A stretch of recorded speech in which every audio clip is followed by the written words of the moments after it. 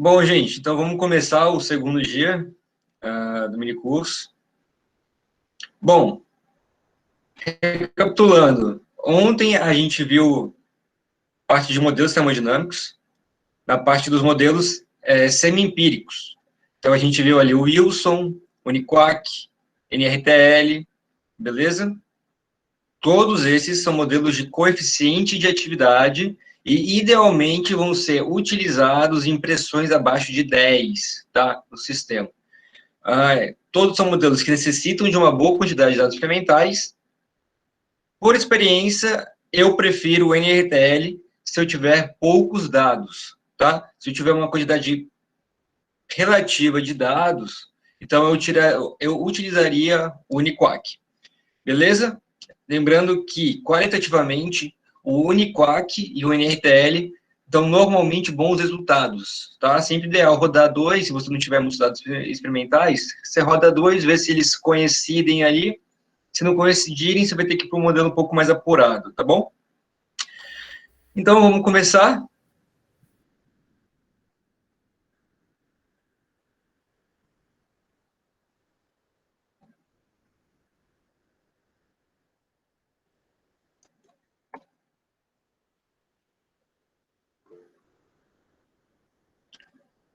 Vamos começar, então, a aula 2. A gente vai, então, ter o objetivo aqui nessa aula de rever o que a gente viu na aula passada, rapidinho, diferenciar aí o que é o modelo de coeficiente de atividade e o que é o modelo de equações de estado. Esse EOS aí é Equation of States, tá? Então, entender também os modelos termodinâmicos de Unifac e NRTL, faltou um R aí, tá bom? NRTL e SAC, tá? São dois modelos também teóricos que vão utilizar uma abordagem de mecânica, beleza? E a gente também vai ver o termodinâmico PC-SAFT. Por que eu coloquei eles em duas linhas separadas? O Unifac e o NRTL-SAC são modelos também de coeficiente de atividade, beleza? Enquanto o PC-SAFT, ele já é um modelo de equação de estado. Por que eu trouxe só o PC-SAFT como equação de estado? Bom, o NRTL tem uma parte ali de equação de estado, tá? A gente vai ver isso mais na frente. Mas eu queria que vocês entendessem essa parte de coeficiente de atividade, porque é uma parte que a gente pouco vê. Até os de equações de estado, a gente vê os mais simples, certo? Então, por isso que eu não trouxe eles aqui, porque a gente normalmente vê eles muito em sala de aula, tá? E o PC Saft, ele é um que a gente acaba não vendo, tá? Aliás, a linha do Saft inteira, a gente acaba não vendo, e é por isso que eu decidi trazer esse modelo para a aula de hoje. Bom, vamos lá. Começando então com o modelo matemático, a nossa revisãozinha rápida. Lembrando que os modelos matemáticos vão ser sempre equações que vão estar representando um sistema que ele já existe na natureza, beleza? Mas eu não tenho sistema termodinâmico existente na natureza. Se você tem, mas se a gente também estiver modelando ali termodinamicamente um trocador de calor ou um cristalizador industrial, a gente vai estar analisando uma coisa que já existe no mundo real e a gente vai botar modelando aquilo, otimizando para que a gente possa melhorar o processo, alterar o processo e etc. E aí que entra a parte dos modelos termodinâmicos, beleza? Então, a gente já tem ali alguma coisa acontecendo e a gente quer explicar e deduzir como outras coisas devem acontecer, certo? Então, se eu alterar o meu sistema, o que vai acontecer? Eu fazer isso na prática é custoso, é trabalhoso, leva muito tempo e é cansativo. Então, a gente tenta sempre encontrar equações para que a gente possa simplificar a nossa vida, tanto operacional quanto de entender aquele problema para poder ser solucionado. Lembrando que a gente tem o modelo empírico, o semi-empírico e o teórico, né? O empírico é aquele que vai ser conhecido como caixa preta, e ele vai ser só um ajuste polinomial dos dados. Então, você vai jogar ali todos os dados experimentais, fazer uma regressão com aquilo. Ele não é tão bom, porque a gente vai ter uma curva, provavelmente, ali entre um ponto A e o ponto B, Só que a gente só vai conseguir prever resultados dentro dos pontos desta curva. A gente não consegue fugir, a ampliar o modelo para esses modelos empíricos, beleza? Os semi-empíricos, eles vão ter tantas ideias ali de princípio de conservação, etc., balanço de massa, de energia, e também vai ter a parte mais de dados experimentais mesmo, cru, ali, bruto, que juntos vão encontrar um consenso de como aquela solução ou aquele sistema vai estar vinculado entre si. Ou seja, como que eu relaciono uma coisa abstrata com uma coisa que eu consigo medir e eu tenho os dados ali para fazer isso, beleza? Então, é o teórico com o empírico. E o teórico é aquele modelo que a gente, teoricamente, não precisaria, certo, de dados experimentais. A utilização dele sempre vai melhorar o modelo, porque a gente vai ter ali as condições dos parâmetros binários, que eu falei na aula passada, que vai ser considerando as interações de molécula a molécula, beleza? Então, teórico, eu posso não utilizar, claro que isso vai impactar na eficiência do meu modelo, mas eu consigo, mesmo assim, calcular, enquanto os semi-empíricos eu não consigo, eu preciso desses parâmetros para poder chegar em alguma coisa que faça sentido, beleza? Então, de precisão, o empírico vai ser melhor, o semi-empírico vai ser tá no meio ali, e o teórico provavelmente vai estar abaixo dos dois anteriores, né? Mas cabe o consenso de alguma coisa mais prática e mais fácil, certo? Não vai ter também chegar naquela coisa ótima em relação à proximidade dos dados. E hoje a gente vai ver os modelos teóricos. Então, de novo, a gente consegue encontrar modelos com coeficiente de atividade, beleza? Que vão os semi-empíricos, os fenomenológicos, que são os teóricos. E hoje a gente vai estar vendo ali o modelo de Unifac, o modelo de NRTL-SAC, o modelo de PC-SAFT. A gente não vai estar vendo o Cosmos-SAC, tá? Porque, por mais que ele seja um modelo bom, ele ainda é um modelo muito limitado em algumas questões práticas, beleza? Mas ele é um modelo interessante, tá bom? Ele não é um modelo ruim, ele só é um pouco limitado em relação a onde você pode aplicá-lo. E aí eu trouxe novamente aqui aquele nosso fluxograma, beleza? A gente tem, primeiro, lembrar que é uma molécula não eletrolítica, tá? Por quê? Porque esses modelos não se dão bem com moléculas eletrolíticas. Entretanto, o modelo de NRTL-SAC, que eu vou trazer aqui para vocês, ele pode até que ser utilizado, beleza? Mas você vai precisar dos dados experimentais. E também já tem a modificação desse modelo, que é o ENRTL-SAC, que é um modelo voltado para eletrolitos, beleza? Eletrólitos. Então, é um modelo que você pode utilizar, tá bom? E você pode aplicar também as modificações que já estão na literatura para chegar no consenso do seu resultado. Novamente, pressões abaixo de 10 bar. Se eu tenho pontos binários, eu vou aplicar no modelo de NRTL, Uniquac. Se eu não tenho, se não é líquido-líquido, eu vou usar o Wilson. Tá, o Wilson normalmente, porque ele é muito mais fácil e ele vai te dar uns dados bons ali. Se você duvidar dele, porque ele é um modelo muito simplório, você pode usar qualquer um dos outros dois, tá bom? Se eu não tenho parâmetros binários, então eu vou para o modelo mais teórico. Mesmo que ele não vai ser tão bom, eu não tenho os parâmetros binários. Eu preciso de uma alternativa, e aí eu vou recorrer ao modelo totalmente teórico. Ele é interessante, de qualquer jeito, porque eu não preciso no laboratório, necessariamente, para poder utilizá-lo. E aí que a gente vai ter o Unifac. Ele já estava mostrando aqui uma modificação do Unifac, que é o Unifac líquido-líquido, tá? Mas ele não foi desenvolvido para o equilíbrio líquido-líquido? Ele foi, mas tem uma modificação para o Unifac que ele funciona muito melhor ainda para o líquido-líquido, tá bom? A gente vai ver o Unifac tradicional aqui, mas se você entende o modelo tradicional, uma simples modificação não deve ser tão difícil de entender. Beleza? Se não é líquido-líquido, você pode usar o Unifac total ou outras extensões dele também. Se eu tenho agora um modelo acima de 10 bar, eu tenho parâmetro binário? Se eu tenho os parâmetros binários, aí eu vou lá para o SR, o PR, o SRK, beleza? Se eu não tenho esses parâmetros binários, aí eu já vou ter que usar o PSRK, o PR ou SRK como MHV2 não é tão legal, beleza? Mas aqui seria onde eu colocaria o PCSAFT, tá? Tanto podendo utilizar parâmetros binários, se eu tiver eles, eu posso utilizar o PCSAFT com esses parâmetros binários. Se eu não tiver, eu também posso rodar ele, eu vou ter uma garantia menor, né, dos meus resultados, mas eu ainda posso utilizá-lo. E agora vamos entender, então, o que é o modelo de coeficiente de atividade e o que é o modelo de equações de estado. Bom, o modelo de coeficiente de atividade, ele vai ter a ideia essencial de prever a não idealidade, justamente porque ele vai utilizar aquele conceito do real menos o ideal. Né? A atividade, ela acontece quando eu tenho um real menos o ideal. Ali é o que tem a minha atividade, né? Ali é que está o meu excesso. Por isso que a gente fala de energia livre de Gibbs em excesso.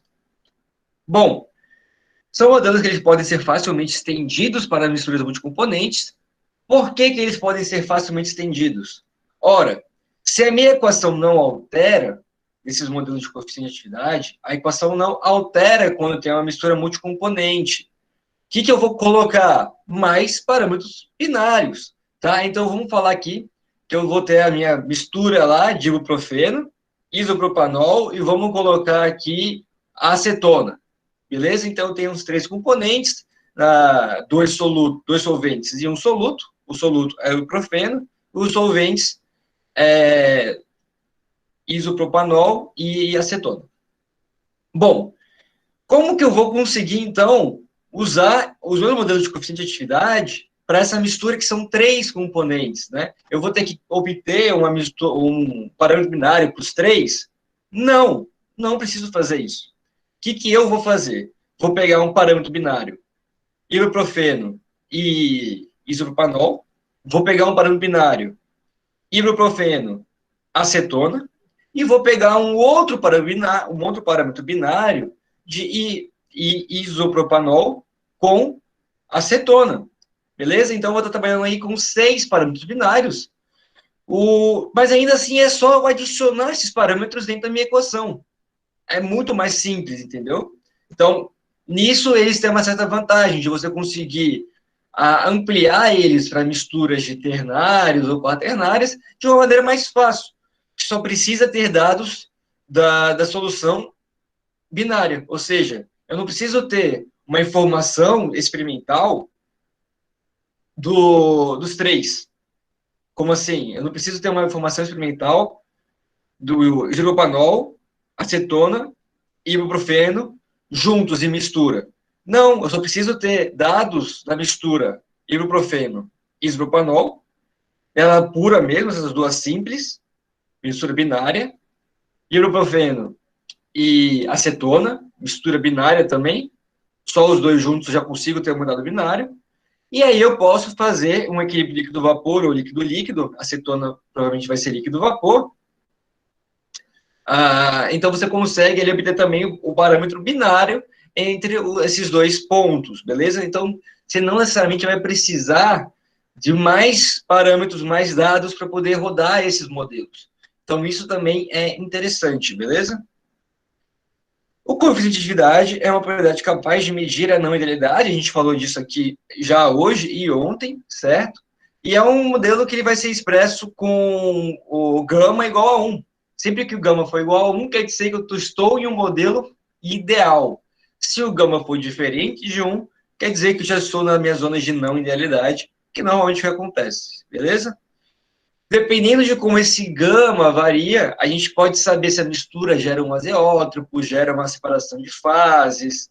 A gente viu na aula passada como calcular esse azeótropo com o modelo de Wilson, e a gente também viu como montar um gráfico e também encontrar esse ponto de azeotropia com o Uniquac, certo?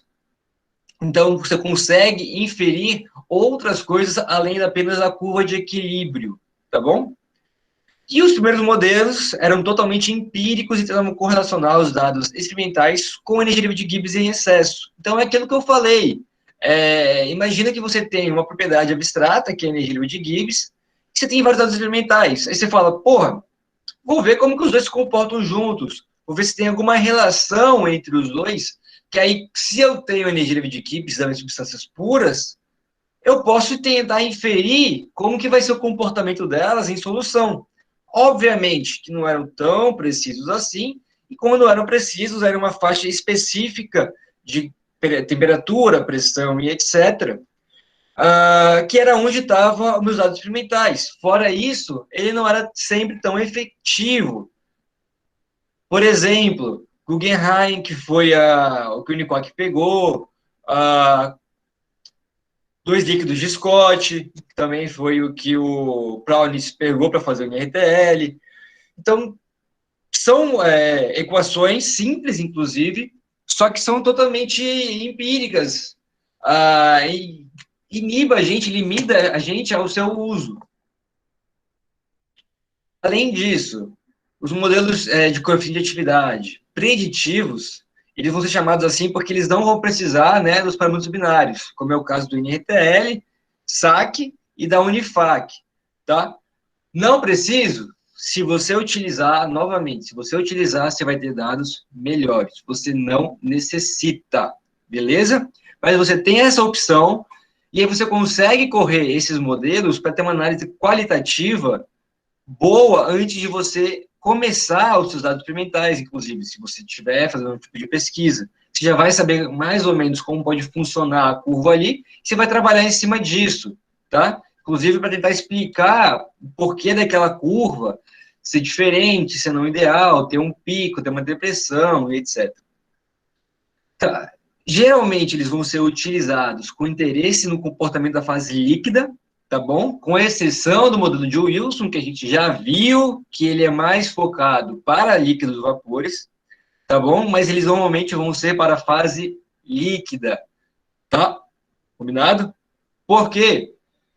Porque para a fase de vapor, as equações de estado simples já conseguem ter uma boa proximidade. Então, eu já consigo ter uma ideia boa de dados, tanto em quantitativos quanto qualitativos. E essas equações mais clássicas, elas são até mais fáceis de serem utilizadas. Então, não tem por que eu complicar a minha vida. Beleza? Então, normalmente, para vapores, até impressões mais ou menos, eu consigo utilizar as equações de estado para suprir as minhas necessidades, tá? Enquanto que para líquido é mais complicado e a gente acaba utilizando os coeficientes de atividade, tá? Além disso, só recentemente que tem sido desenvolvidos equações de estado boas, realmente boas, para serem aplicadas em equilíbrio líquido-líquido, tá bom? Cosmosac e PCSAFT são uma delas. Atualmente, os modelos termodinâmicos repetitivos mais utilizados são os de contribuição de grupo, beleza? Que é a casa da Unifac. Em empresas é muito utilizado, tanto a Unifac quanto a Uniquac, tá? Mas nada impede de você chegar lá e falar para o teu patrão e falar, velho, olha esse modelo aqui, ele é muito interessante, ele pode dar os melhores, a gente pode ter uma otimização melhor do sistema com isso daqui. Pô, vai ser do caralho, ele vai te bater palma e falar, bora aplicar. Beleza? E os coeficientes de atividade de uma molécula é obtido a partir do coeficiente de atividade de grupos constituintes da mistura, beleza?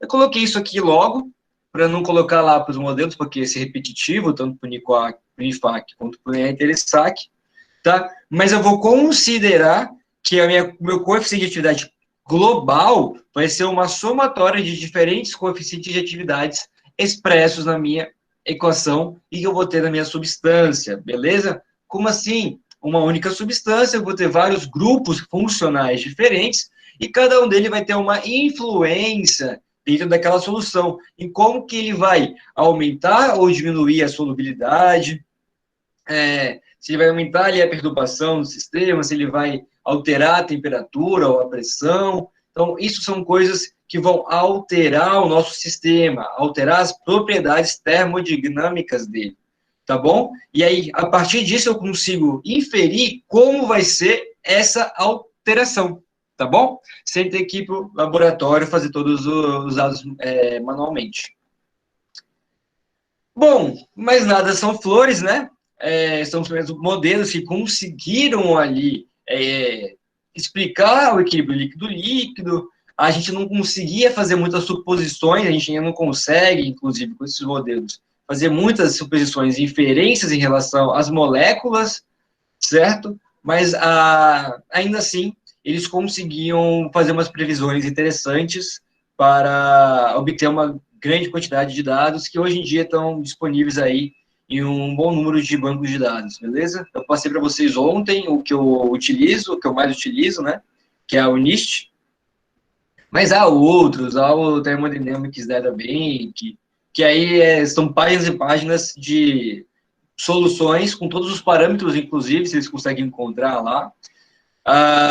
Ele fala tudo, se tá bom o modelo ou não, como que funciona. São ótimos bancos de dados, beleza? Só que eles vão ter as condições de necessitar grandes conjuntos de dados experimentais, certo? E eles não vão ter a distinção de isômeros. Então, se eu tiver isômeros diferentes, eu não consigo falar para o meu modelo que são duas moléculas diferentes. Você consegue ali, em modelos híbridos, tentar colocar ali alguma coisa do gênero para melhorar o resultado do seu modelo, tá? Mas os modelos unicamente de coeficiente de atividade não conseguem fazer essa distinção de isômeros, eles não vão ter essa visão espacial da molécula, beleza? E faltam bases mais teóricas para os modelos empíricos, então a gente não consegue correlacionar todos os valores que estão ali, todos os parâmetros que estão ali, com parâmetros realmente existentes, que a gente já tem na termodinâmica que a gente trabalha, certo? Então, são coisas arbitrárias que a gente desenvolve, beleza? A gente não consegue ainda dar uma explicação, alguma coisa do gênero para elas. Enquanto isso, nós temos nosso modelo de equação de estado, beleza? A equação de estado são modelos fundamentalmente teóricos, que vão utilizar equações termodinâmicas para descrever o estado de um determinado componente em relação às suas propriedades físico-químicas. Como assim? Se eu tenho parâmetros, conhecimentos básicos de temperatura, pressão e volume, eu consigo utilizar isso para responder qualquer propriedade termodinâmica da minha solução ali, beleza? Então, se eu tenho uma solução e eu tenho pressão e temperatura, eu consigo descobrir, a partir das equações de estado, tudo sobre o meu sistema. Tudo em relação àquele ponto. Como que aquele ponto está? Em relação à entalpia, energia interna, fugacidade, coeficiente de atividade, coeficiente de fugacidade, a energia livre de Helmholtz, que a gente vai ver mais daqui a pouco. Beleza? Então, a partir desse modelo, a gente consegue correlacionar tudo. Beleza? Então, por isso que eles são também muito interessantes. E aí tem essa correlação que ele fala aí da temperatura, pressão, energia interna e etc. Certo? E esses modelos são divididos entre viriais, cúbicos e base molecular, beleza? E aqui a gente tem um esqueminha legal, tá bom? O modelo de virial, ele é um modelo que a gente conhece, que a gente vê lá que são vários termos, e a gente fala, faça até o segundo termo de virial, até o primeiro termo de virial, beleza? Que meio que é uma continuação ali do PVNRT, beleza? Aí a gente vai entrar no Van der Waals, que a gente acaba vendo só as cúbicas, a gente dificilmente vê as não cúbicas, beleza? Em relação aos Van der Waals. E a gente vai ter o Runge-Kutta, o SRK, o PR. Esses modelos a gente vê muito na graduação. Por exemplo, Virial e Runge-Kutta são modelos que eu tinha que ver de qualquer jeito, beleza?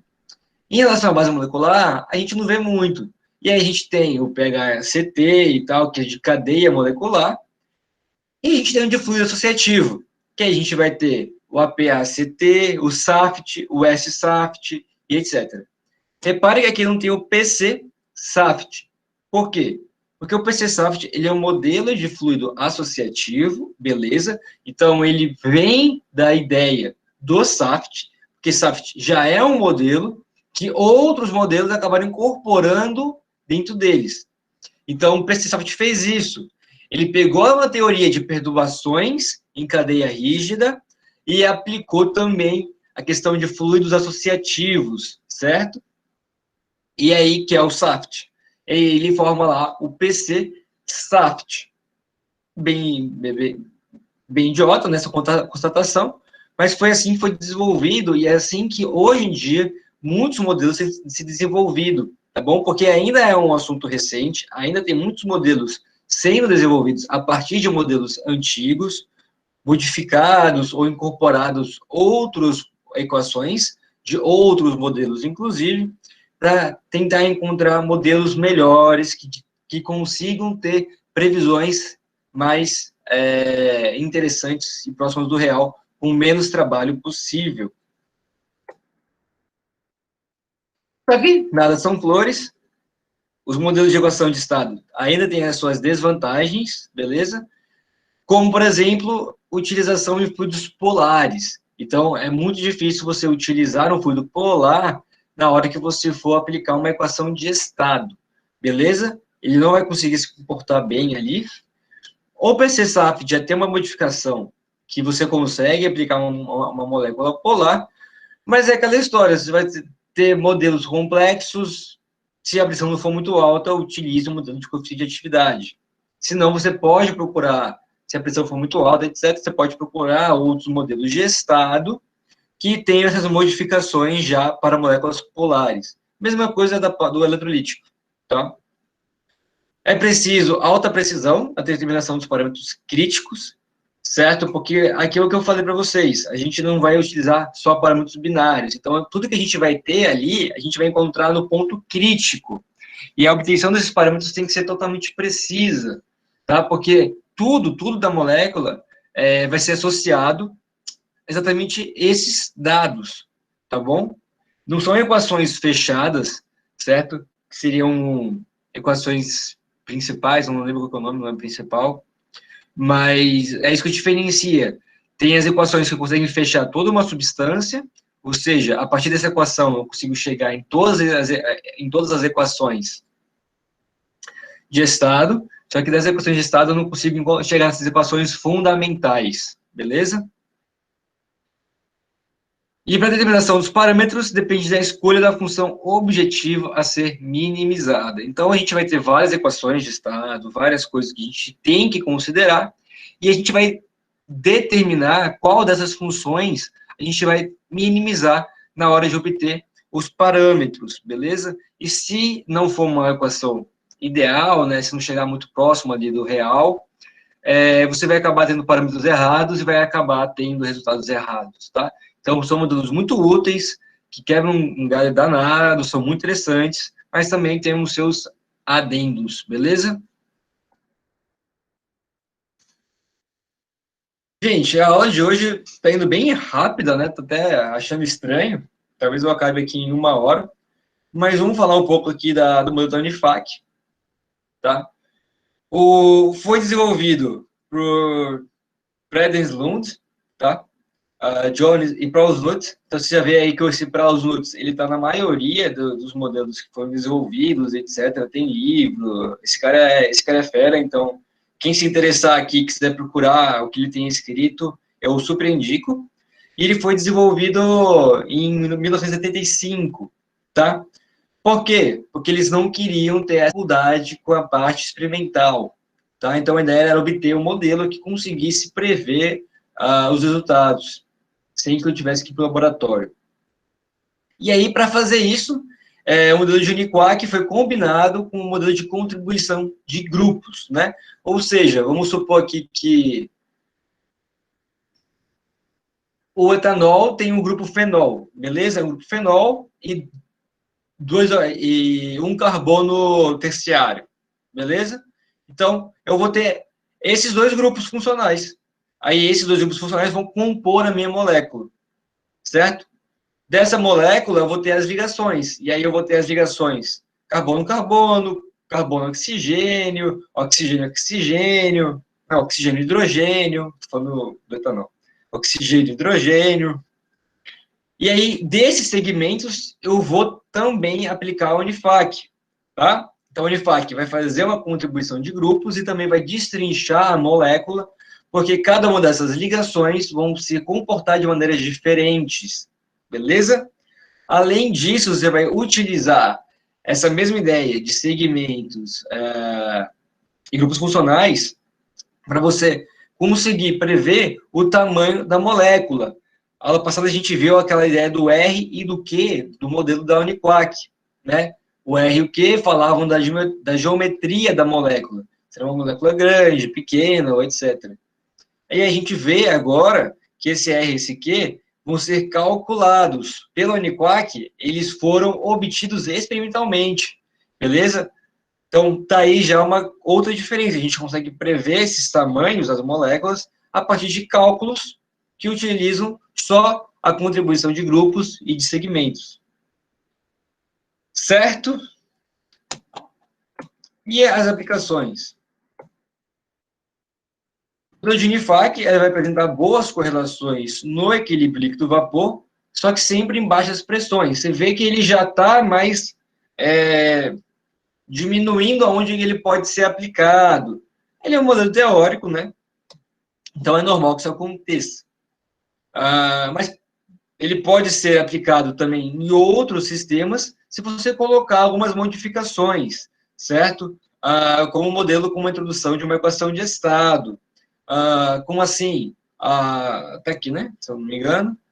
Unifac HOC, que é a Unifac para hidrocarbonetos, beleza? Você consegue aplicar esse modelo, e aí você vai utilizar a equação de Hidlitch-Kong, se eu não me engano, que é uma equação de estado, mas não lembro se é Hidlitch-Kong, estou na dúvida agora. Fico devendo isso para vocês. Unifac líquido-líquido, que também é uma modificação, só que aí, diferente, o Unifac HOC, ele é um modelo híbrido, porque ele vai estar considerando uma equação de estado junto com o modelo semipírico. Então, como eu tenho os dois modelos juntos, eu chamo ele de modelo híbrido. Enquanto o Unifac do líquido é só uma alteração feita no modelo da Unifac para que ele incorpore essas ligações mais fortes no líquido. Beleza? Unifac PSRK, modelo híbrido. PSRK a gente acabou de ver que é uma equação de estado. E Unifac é a nossa Unifac tradicional, que a gente vai ver daqui a pouco, né? E também vai ser uma contribuição entre o coeficiente de atividade combinatório e o coeficiente de atividade residual, beleza? Bom, aqui a gente vai ver o Unifac em coeficiente de atividade de líquidos, beleza? Porque a gente estava lá pensando na ideia da cristalização, na parte da solubilidade, então vamos apresentar aqui o modelo da Unifac para líquidos. Vocês podem ver que a parte combinatória quase não teve nenhuma distinção, né? Realmente a distinção é muito pequena, na verdade a gente faz uma simplificação da equação, porque a gente está para líquidos aqui, né? Então, se é para líquidos, a gente pode fazer essa simplificação e fica com essa parte combinatória reduzida, mas ainda assim é a mesma equação aplicada na Uniquac. A gente vai ter os mesmos parâmetros, os mesmos parâmetros binários, né? A gente vai ter o φ ali, que também vai variar com o R. Beleza? Então, aqui também vai variar com o R, só que esse R aqui é o R calculado pelas contribuições de grupo, beleza? E esse Q também, só que também é o Q calculado pela contribuição de grupo. Eu falei que o modelo de Uniquac, na aula passada, o modelo de Uniquac, esse R e esse Q são todos tabelados já, né? Bom, se ele não estiver tabelado, você pode utilizar o R e o Q do Unifac para o Uniquac. Tá? Você pode utilizar a contribuição de grupo para calcular o R e o Q pelas equações de Unifac, e aí você volta para o modelo de Uniquac e pode aplicar lá.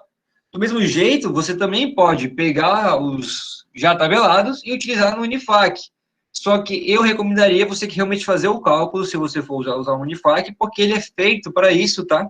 E a diferença não é tão grande assim, e é ideal que você utilize as próprias equações. Novamente, o Z é igual a 10, né? A gente comentou ontem que ele poderia ser diferente de 10, de 7 a 12, mas normalmente a gente vai sempre deixar ele estável e igual a 10, tá bom? E a gente vai ter o LI, que também está aí explicado para vocês, e entendo que eu coloquei o Z e o LI, porque eu posso utilizar se eu considerar a equação de Unifac que não seja para líquidos. Até para líquido eu posso considerar, tá? A diferença não vai ser tão grande, mas repare que eles não estão na equação do combinatório, porque eles foram, a equação foi reduzida, né? Ela foi simplificada para a atividade em líquidos. E aqui tem como a gente vai fazer os cálculos, né? Tanto do RI como do QI. Então, eu vou usar o volume molar, né? O volume específico molar, para ter essa contribuição. Como assim? Imagine que eu tenho ibuprofeno e isopropanol. Não, vamos lá. Eu tenho, uso o etanol. O etanol tem um carbono terciário e o meu fenol, certo? O fenol, ele vai ter um R e o etanol, ele vai ter um outro R. Eu vou pegar e vou multiplicar esses dois pelo volume específico molar, beleza? E aí eu vou ter como calcular o R da minha molécula, beleza? E aí esses valores já específicos já tem tabelado também, tá bom? E você vai pegar os Rzãos, os Qzãos tabelados para poder fazer esse somatório. Bom, na parte residual é a parte que muda e a parte que a galera começa a confundir muito. A equação parece simples, mas quando a gente abre ela, fica um negócio meio cabuloso, tá? Vale lembrar, tá, gente, que esses modelos teóricos, idealmente, eles são sempre feitos em algoritmos, né? Você vai programar esses modelos, tá? Ah, eu não sei programar. Já tem programas já prontos, você pode encontrar para MATLAB, você pode encontrar para Python, beleza? Além disso, já tem o software que eu indico, que é o Aspen, que ele é animal, tá? Para você calcular esses modelos. E o DYMST, DMSTY, alguma coisa assim, tá? Ele fica junto com o MATLAB, ele meio que se liga ao MATLAB, que é onde ele faz os cálculos, só que ele tem a plataformazinha dele bonitinha, tá? Então, também é bem legal. Voltando aqui para a parte residual, essa parte residual a gente vai considerar os segmentos, beleza? Das moléculas. Então, aqui aberto, a gente vê que ela é similar à ideia que a gente tinha no Uniquac, tá? Mas aqui eu vou considerar o segmento dos grupos funcionais, tá bom? E para isso, eu vou determinar como que eles vão se relacionar, certo? Então, isso daqui só vai ser aplicado quando tiver dados experimentais. Isso daqui é como a gente vai calcular o nosso θ, beleza? Só que esse θ aqui, ele é específico para cada uma das moléculas, beleza? Esse K aqui é para cada segmento, K para cada segmento, beleza? Então, você vai ter vários Rzinhos para cada segmento e depois você vai ver como que eles vão se comportar de maneira genérica, beleza?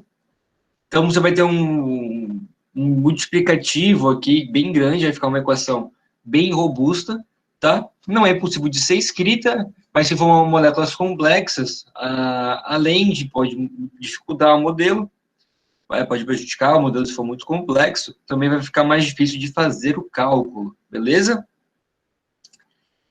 Ah, então não vale a pena usar. Vale a pena usar, é um bom modelo, ele responde bem.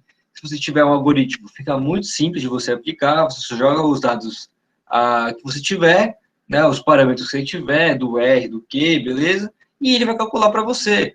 Tanto é que você vai conseguir, além disso, rodar muitos outros modelos e ver qual que é o melhor, qual que se dá melhor à sua necessidade, aos seus dados, beleza? E aqui o XK, beleza? Que a gente vai calcular um X específico para cada um deles, a partir de como que eles são influenciados em cada segmento. Beleza? E o RK e o RKI é o coeficiente de atividade de um grupo de mistura, o coeficiente de atividade do grupo cada mistura de Y componentes. Beleza? Então, aí da definição de cada um deles, eles ainda são o coeficiente de atividade, né? Como eu falei que é o Rzinho,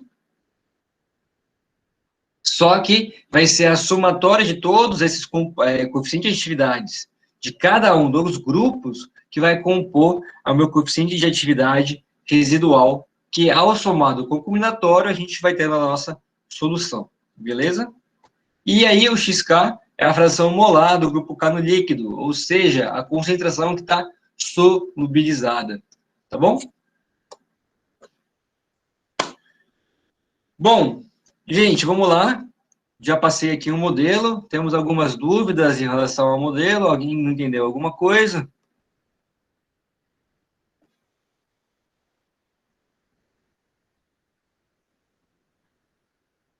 Vamos lá, gente. Eu passei muito rápido, quer que eu vá mais devagar?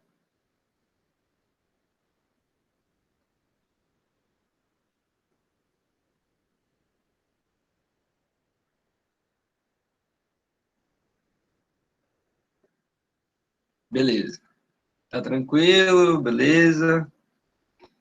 Então vamos seguir aqui.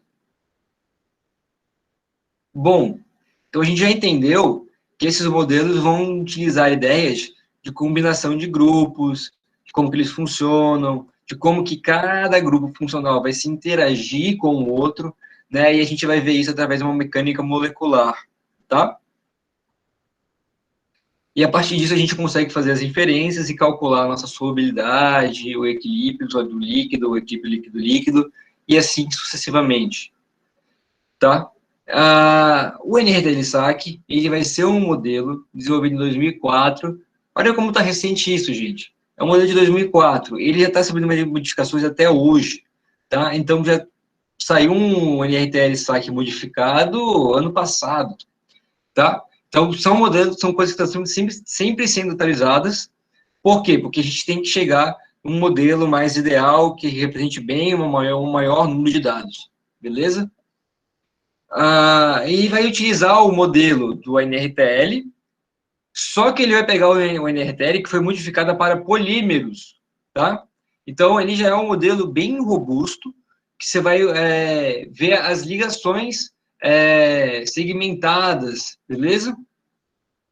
E vai também aplicar a teoria de contribuição por segmento, tá bom? Ele é um modelo híbrido, que utiliza o NRTL modificado, e a equação de estado que vai ser aplicada nesse modelo é o Floer-Huygens, beleza? Floer-Huygens equation, tá? É uma equação relativamente antiga, mas ela é uma equação com bons resultados, tá? E como você já está utilizando um outro modelo de coeficiente de atividade, você está utilizando dois modelos juntos, e o NRTL é um bom modelo, você utilizar uma equação de estado simples é normalmente o ideal, tá? Porque você simplifica o seu cálculo com um modelo que vai te dar uma melhoria nos seus dados experimentais, nos seus dados que você vai obter, beleza? Então, normalmente é sempre utilizado equações de estado mais clássicas, quando você vai fazer um modelo híbrido. E agora, ele não era, mas agora ele é, com o SAC, né? Ele vai ser um coeficiente de atividade também dividido em duas etapas, a combinatória e a residual. Então, a gente vai ter aí a residual, é o NRTL modificado, enquanto a combinatória é o Floer-Huygens, tá bom? Bom, o modelo de Unifac, ele é um modelo que, como eu falei, grupos funcionais, só que a gente tem centenas de grupos funcionais, são muitos grupos funcionais. Mas eu só vi 10 grupos funcionais no terceiro ano da graduação, eu só vi 15 modelos funcionais na graduação. Velho, a gente tem uma porrada de modelos funcionais, tá? Porque aí, se você tiver a parte de ramificação e tal, cada ramificação vai ter uma simplificação diferente. E aí, quando você olha as tabelas dos grupos funcionais da Unifac, elas são bem grandes, são bem robustas, beleza? E se não corresponder direito ali os seus dados, você precisa dos dados experimentais para poder parametrizar aquilo ali, tá? E aí publicar para outras pessoas saberem que quando estiver naquela situação, ele vai funcionar de uma maneira diferente. Então, você tem vários grupos funcionais dentro do modelo de Unifac. Enquanto isso, o nosso querido modelo do NRTL-SAC, ele vai usar só 4 segmentos conceituais, tá? Como assim? As moléculas vão ter seus segmentos, beleza? Então, cada molécula tem um segmento diferente. E que segmentos são esses? Vai ser híbrido, hidrofóbico, hidrofílico, polar atrativo ou polar repulsivo, beleza? O hidrofóbico são moléculas que não vão ter atração pela água ali, eles não vão solubilizar em água muito bem. Hidrofílicos, que vão solubilizar bem em água. E os polares e os atrativos, né? E os polares repulsivos, que quando tiverem substâncias polares, vão se atrair ou vão se repelir, beleza? Só que a utilização desses dois termos polares é algo que não ficou bem definido. E o que acontece?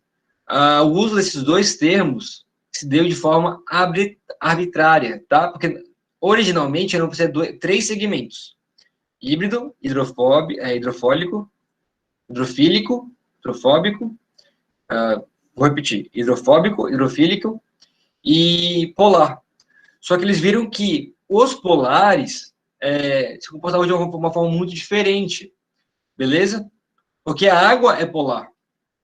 Só que tem outras substâncias polares que não se comportam como a água. E aí foi quando eles tiveram que mudar, beleza? E colocar esses termos de polar repulsivo e polar atrativo para ver como que as outras moléculas polares se comportam diferentes da água. Show de bola? O que isso quer dizer? Não foi preparado, não foi planejado, acaba que são termos que ficaram de forma arbitrária, não tem significado teórico, bem dito assim, e limita as coisas que eu posso inferir sobre a minha molécula, certo? Enquanto que uma equação de estado, dependendo dos resultados que eu tenho ali, do que ela me indica, eu posso fazer várias inferências, o NR-Telsat eu posso fazer uma quantidade menor de inferências, porque eu tenho coisas arbitrárias ali no meio que são calculadas e que eu não consigo justificar ou não tenho motivo de onde vem e de onde vai, beleza? As aplicações, ele vai descrever muito bem sistemas de líquido-vapor, líquido-líquido e sólido-líquido, e ainda vai poder ser utilizado em sistemas eletrolíticos. Claro que para ser utilizado nesses sistemas eletrolíticos, cabe a modificação, tá? E sem a modificação? Tenta, porque ele realmente consegue, mas não é certo, nem sempre vai dar, nem sempre vai ficar bom os resultados, mas talvez com uma análise qualitativa inicial dos seus dados, você consiga utilizar o NTL-SAC normal, original, até em eletrolíticos, para ter uma ideia a priori, uma ideia a priori de como vai ser a sua solubilidade. Ele vai utilizar o hexano, a água e a acetonitrila como moléculas de referência. Os parâmetros binários podem ser determinados por dados experimentais. Então, se você quiser utilizar ali os parâmetros binários, você pode. Se você não quiser, você não precisa. Tá bom? Você também pode utilizar tanto os parâmetros binários através do NRTL-SAC, ou você pode determinar os parâmetros a partir de NRTL e, com isso, calcular o NRTL-SAC, tá? Vai ter um impacto no meu resultado? Vai, mas você consegue calcular ainda, não vai ficar uma coisa grotesca de errado, não. Vai ter um negócio ali mais interessantinho. Então, pode utilizar do NRTL para o NRTL-SAC. Para ser utilizado em eletrolitos é necessário introduzir o segmento E, beleza? Bom, vamos começar então. A gente vai ter a parte residual do NRTL-SAC. A parte residual é a parte que eu falei para vocês, que é o do NRTL original, beleza? Nesse caso, o NRTL para polímeros, beleza? Posso colocar o NRTL original com o SAC? Pode. E aí você fala se teve um resultado bom ou não. A gente está simplesmente juntando dois modelos aqui para encontrar um bom resultado. Você pode sim utilizar o modelo original. Quem desenvolveu o NRTL-SAC utilizou polímeros, beleza? Então você vê que ficou muito parecido, inclusive, com o da Unifac, tá? Que também é contribuição de grupo, só que aqui a gente vai ter uma contribuição de segmentos, tá? E aí a gente vai correlacionar com o R, enquanto a Unifac correlacionava com o V, com o volume. Tá? Aí aqui a gente vai ter as duas equações, São polímetros, beleza? Então, eu vou ter o modelo de composição local, beleza? Lembre que a NRTL utiliza o modelo de composição local, a gente viu ontem. Então, eu vou utilizar as duas equações de composição local. Aqui a gente vai ter os parâmetros bonitinhos. Botando no final.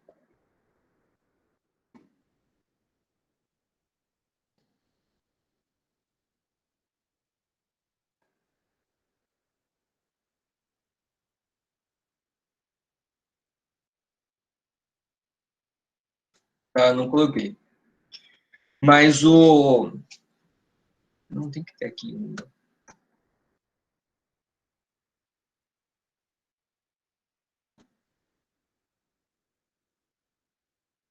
Eu realmente esqueci de colocar aqui.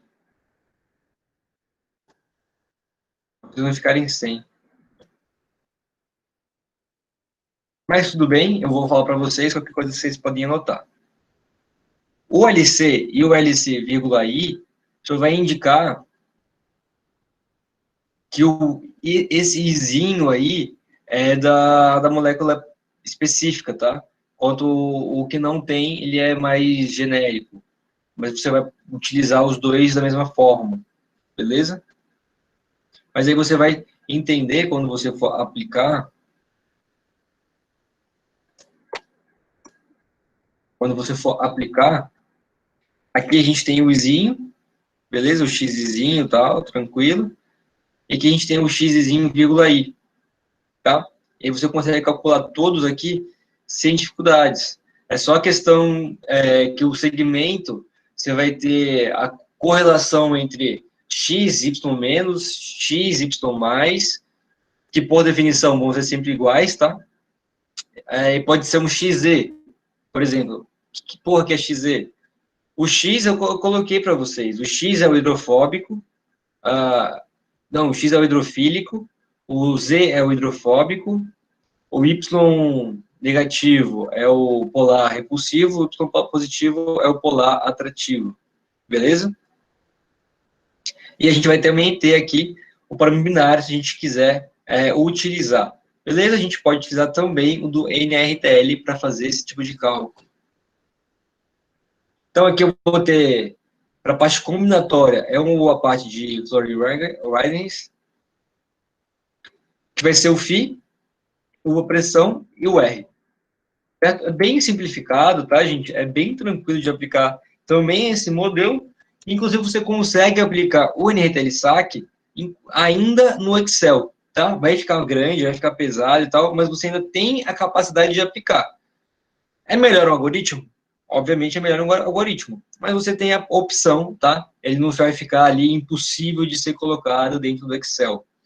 E aqui a gente tem a explicação de todos os parâmetros, beleza? Como são muitos, eu não queria ficar ali escrevendo 24 horas, né? Então tá aqui bonitinho o que é o I, o que é o J,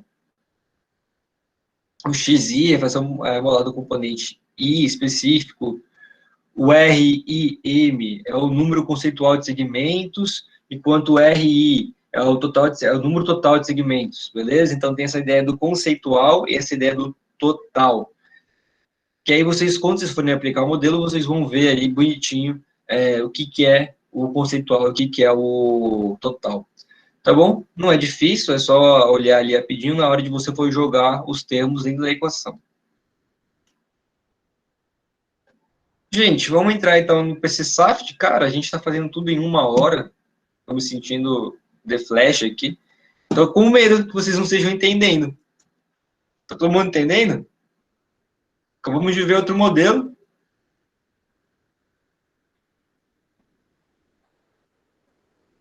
Esse modelo eu gosto pra caralho dele, tá? Do NRTL-SAC. É um modelo bom pra cacete. Vale muito a pena de ser aplicado. Só que não tem muitas informações na literatura ainda sobre ele, tá? E nem tanta sobre o PC Saft. Vai encontrar mais outros modelos porque eles são mais antigos. Bom, o modelo de PC Saft ele foi desenvolvido por Gross e Sadowski em 2001. então também é um modelo aí bem recente, né? Desenvolvido com base na mecânica estatística. O que é a parte da mecânica estatística? A mecânica estatística, ela vai elaborar a teoria de perturbações em cadeia, beleza? Perturbações em cadeia rígida. A partir dessa teoria, ele juntou com a teoria de Saft, beleza? Que é a teoria estatística de associação de fluidos, que a gente tinha conversado anteriormente. Com essas duas hipóteses, ele tem uma equação totalmente teórica, beleza? Tanto da mecânica estatística, quanto da equação de estado Saft, tá? Só que ele vai utilizar não mais a fugacidade ou coeficiente de atividade. Ele vai usar a energia livre de Helmholtz, tá? Eu estou aqui apresentando para vocês com a energia livre de Helmholtz. No artigo original do PC-Saft, ele utiliza a nomenclatura Z e faz uma correlação de Z para a energia livre de Helmholtz. Eu já estou colocando direto para a energia livre, tá? Fica mais fácil, é mais entendível, na minha opinião. Só para falar que quem acabar olhando ali o PC-Saft com a equação em Z, entender por que está diferente da que está nesse trabalho, nos slides. Bom, aplicações. Para aplicação em misturas, se faz necessário o uso da regra de misturas de Van der Waals ou Berthelot-Lorentz. Gente, toda a equação de estado, tá? Quando você sai de uma mistura binária e vai para uma mistura ternária, quaternária, etc., você vai ter uma dificuldade porque você vai ter uma alteração na sua equação, que é o que eu falei que não ocorre na Uniquac, nem no IFAC, nem em qualquer modelo de coeficiente de atividade. Esses modelos de equação de estado, eles não trabalham necessariamente com parâmetros binários. O PCSAFT tem um dele, mas são equações diferentes, beleza? Quando eu entro ali para um modelo de misturas, eu vou precisar aplicar essa regra de misturas, que aí existem várias, inclusive é indicado a utilização de Van der Waals ou Berthelot-Lorentz para a utilização dentro desses modelos para ternários ou quaternários, beleza? Então, você vai ter uma modificação dessa equação que vai dificultar um pouquinho mais do que é só aplicar o modelo binário a mais, beleza? Então, essa é uma das desvantagens, mas ainda assim, vale a pena a aplicação em alguns casos, tá? É importante por ser uma equação de estado para a fase líquida, que considera a geometria espacial da molécula. Como eu falei, antigamente, a maioria dos modelos de equação de estado eram focados para equilíbrio líquido-vapor. Só que aí acabou que a gente ficou com as equações de coeficiente de atividade para o equilíbrio líquido, e a gente foi vendo que não conseguia responder tudo, e etc. E a gente tinha necessidade de obter, então, uma equação de estado para a fase líquida especificamente, tá? E aí o SAFT, propriamente dito, foi um dos primeiros a conseguir fazer essa relação para a fase líquida, certo? Adotando aí essa visão mais espacial da molécula e como que cada parte, cada grupo da molécula ali vai interagir, beleza? A gente já tem essas modificações, como eu falei, para a utilização de moléculas polares, eletrolíticas e polímeros. Na verdade, o PC-Saft, ele foi primeiramente desenvolvido para polímeros, mas ele pode ser utilizado para qualquer uma das outras moléculas. Essa aqui é a equação original de PC-Saft. HC é hard chain, ou seja, cadeia rígida, e de dispersão. Então, o A é a nossa energia livre de Helmholtz. Então, vai ser a energia livre de Helmholtz total igual à energia livre de Helmholtz de uma cadeia rígida mais a de uma cadeia de dispersão, tá bom? E, para ser mais genérico, a gente pode colocar o termo associativo, normalmente para o polímero, o termo de dipolar, certo? Para substâncias polares, e a parte do íon para as eletrolíticas, tá? Eu vou estar apresentando só a parte em azul para vocês, que é o PC-Saft original, mas já tem essas equações, que aí é só você pegar a equação e continuar a somatória e aplicar ali cada uma bonitinha. Mas, primeiramente, a gente vai determinar, o modelo do PCSAFT, a ideia da cadeia rígida, tá? Que a cadeia rígida é justamente a parte do SAFT, a parte do hard chain, beleza? E aí a gente vai ter aí o nosso energia livre de Helmholtz, da cadeia rígida, que vai ter uma correlação bonitinha dessas, tá bom? Cada parâmetro desse daí é massa, energia livre de Gibbs, sem terror, sem dor de cabeça, só que aí a gente vai ter o AHS, beleza? Que ele é um parâmetro dentro do PCSAFT. E aí, para calcular ele, é um pouco mais complexo, beleza? Bom, o M vai ser a média, certo? Então, vai ser a... Não é a média, é como se fosse uma regra de mistura, beleza? Então, a concentração dele pela quantidade de massa que ele tem. E o sigma, acho que é sigma, vai ser calculado dessa maneira. Esse vai ter o sigma 1, sigma 2, sigma 3, que vai ser quando o N for 1, 2 ou 3, você vai estar mudando a sua molécula, vai estar mudando a massa, vai estar mudando a concentração, você vai ter 3 valores diferentes aí, se você tiver uma mistura ternária. Se não, vai ser só um, sem problema nenhum. Depois que a gente determinar o M barra, e o sigma, o 1, o 2 e o 3, a gente consegue voltar para a nossa equação e calcular tanto o HS quanto o GHS. De posse esses dois, a gente vai para de cadeia rígida, vai determinar o parâmetro de energia livre de Helmholtz pelo modelo de SAFT, tá? Agora a gente vai entrar na parte do PC, tranquilo? Que começa determinando o diâmetro de colisão pela integração da seguinte equação. Então, essa equação aqui mostra que o diâmetro varia com a temperatura, tá? E depende da nossa energia interna ali, que varia com R. Dito isso, a gente vai aplicar ali esse valor aqui, tá? Com R entre esses dois pontos. Se R está entre esses dois pontos, o Mi é 3 epsilon. E aí, quando a gente integrar isso bonitinho, a gente vai ter essa equação. Essa equação normalmente empregada, tá? Claro que você vai ter que fazer a avaliação aqui, mas normalmente você vai chegar nesse resultado e pode aplicar isso daqui da integração, tá? E aí, de posse do valor do diâmetro na temperatura empregada, a gente vai determinar a energia livre de Helmholtz da dispersão, tá? Bom, o Azão aí é porque está sobre o N, tá? Se eu dividir ele por N, ele vai voltar a ser Azinho, tá? Então não tem dor de cabeça nenhuma aí. Só que eu vou ter que separar, vai ser o A1 e o A2. E as equações deles estão expressas aqui na telinha, bonitinha. O que vai variar aqui é o Mi, que vai depender de R, e o GC, que também depende de R, tá? O GC aqui, beleza? E a gente consegue abrir a equação dele e fazer a integral, se necessário, beleza? É um modelo bem robusto. Normalmente, o ideal é utilizar ele em um programa de algoritmo, tá? Então, não vale a pena você digitar ele em lugar nenhum, porque ele é muito robusto. Só se você for lá e montar bonitinho um algoritmo e tal, aí sim vale a pena.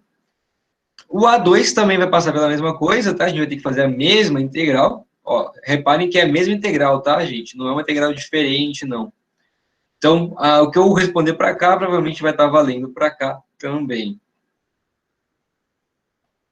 E aqui a gente vai ter aí a variação do epsilon, do sigma, tudo bonitinho. A gente vai ter os i's, né? O que é o i?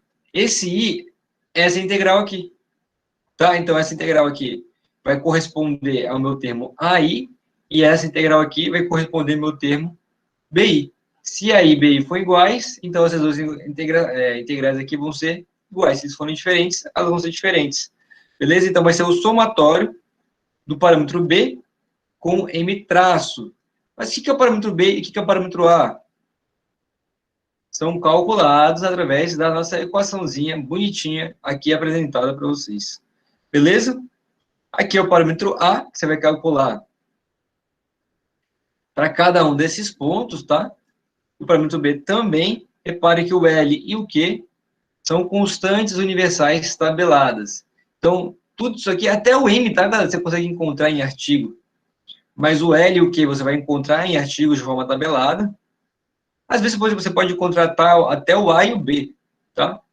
Mas o L e o Q você consegue, você calcula o termo A, você calcula as integrais aqui bonitinhas, substitui, e você vai ter já o seu termo de dispersão.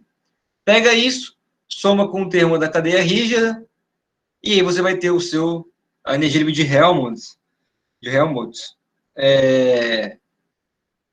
no PCSAFT.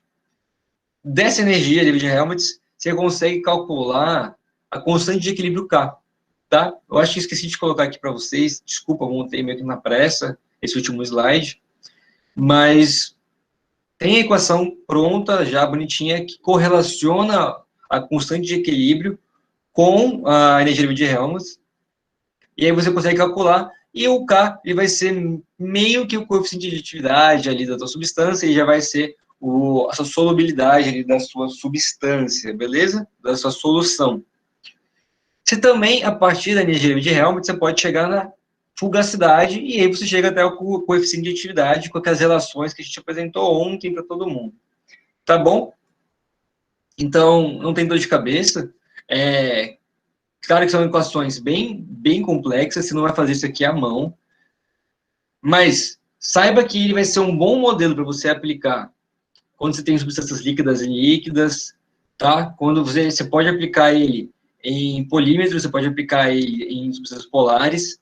Aplicando modificações, você consegue colocar aí até em pressões baixas, etc. Ele é um modelo bem robusto, bem complexo, tá? E que vale muito a pena de ser utilizado. Ele é um modelo recente, tá? E acho que é isso. Acho que tá bem explicada a parte do PCSAFT. Quem tiver alguma dúvida pode me perguntar depois. Bom, para o último cálculo do ZHC, que é da cadeia rígida, eu vou utilizar essa equação aqui, tá? Mas, professor, essa equação, como que eu vou isolar o Z daqui e tal? Gente, essa equação aqui você vai calcular com o solver do Excel ou com algum algoritmo, tá? Você vai fazer chute, você pode resolver isso aqui pela forma do chute, você pode ficar minimizando as equações, jogar tudo para o lado e minimizar o valor de Z até que a equação inteira zere. Então, você tem algumas formas de resolver essa equação, ela não vai ter uma resolução exata, tá bom? Então, você vai ter que sempre aplicar essa ideia que gera sempre erro, mas que é como deve ser feito, tá bom? E meu e-mail para contato, meu Instagram, tá? Tiveram algumas pessoas que me seguiram já. Quiserem falar comigo por lá, não tem problema, tirar dúvida, me perguntar alguma coisa nova. Eu uso normalmente para lazer mesmo, mas, gente, não tenho medo de mandar mensagem, mandar e-mail. Respondi 2 e-mails ontem, de gente me pedindo ali informação, me pedindo os artigos originais também. Então, podem mandar, sem problema nenhum. Espero ter sido claro, foi um pouco rápido, até peço desculpa se não ficou muito fácil de entender, mas é isso.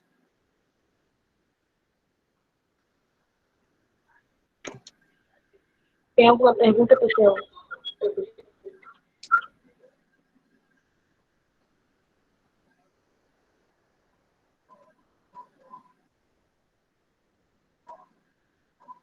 No caso, não tem.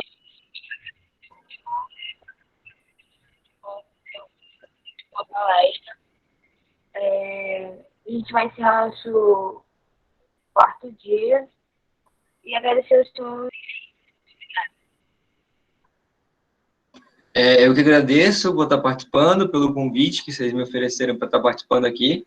Eu espero ter sido claro, espero ter ajudado, que os modelos, que vocês possam entender se alguém um dia precisar aplicar eles. Muito obrigado por todo mundo que está aí escutando. Até mais. Podem me procurar. Quem precisar, estamos sempre aqui. E se o Centro Acadêmico precisar novamente, eu estou sempre disponível para vocês, tá bom? Um grande abraço para todo mundo. Tchau, tchau.